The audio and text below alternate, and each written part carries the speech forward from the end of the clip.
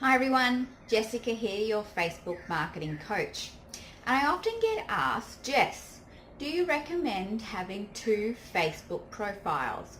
One for your friends and family and one for your business connections. Now, if you had asked me a few weeks ago, I would have said, no, why bother? It's way too hard to manage two Facebook profiles.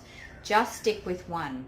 But the other day, I had someone who I don't know very well go through my Facebook profile and like some really old pictures that I had posted on Facebook. Now, I've been on Facebook for 10 years. So 10 years ago, I was in my early 20s doing what people in your early 20s do. Going out with friends, having a good time, and then posting those experiences on Facebook. So when I saw this person going through my content that was so long ago, I felt a little bit uncomfortable about sharing that aspect of my life with someone that I didn't know.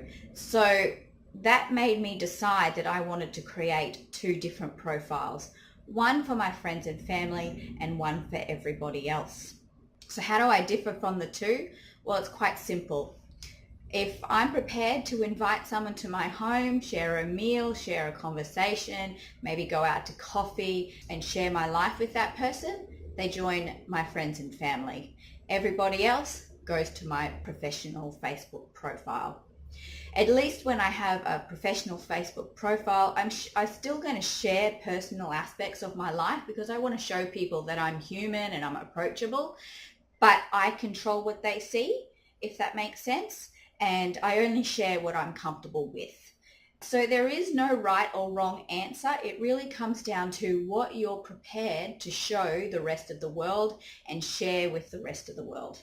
I hope this helps, and if you have any questions, please pop them in the comments below. Until next week.